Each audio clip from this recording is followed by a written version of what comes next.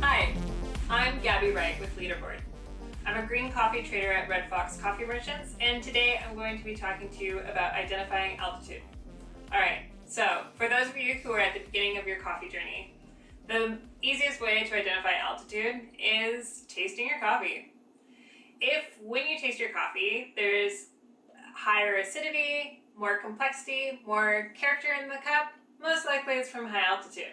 If it's more mild, subtle notes, lower acidities, more subtle, tends to have more earthy flavors, it's going to be from a lower altitude.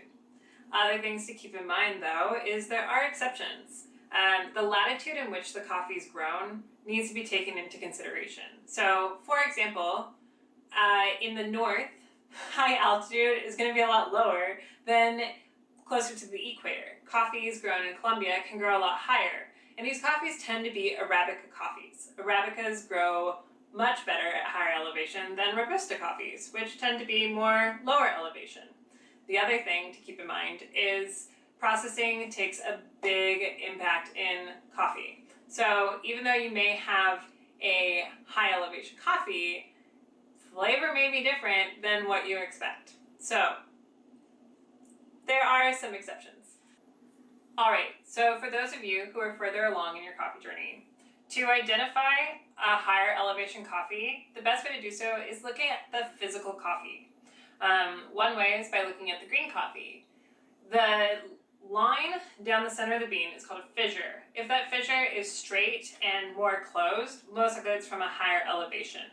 If it is more open and squiggly, it's from a low elevation. Another way of looking at the physical coffee to identify the altitude of the coffee being grown is by measuring density.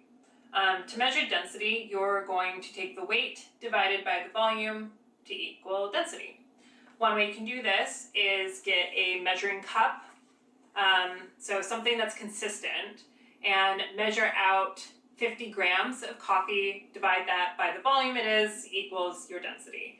Make sure that the volume in which you're measuring your density for all your different coffees is consistent.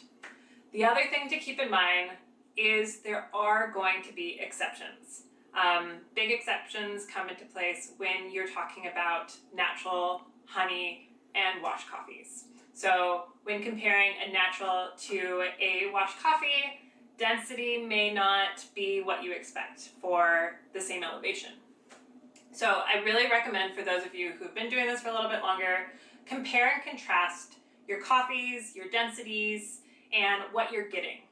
Write down the elevation if you know it, and start to figure out kind of what the general rule is for each origin.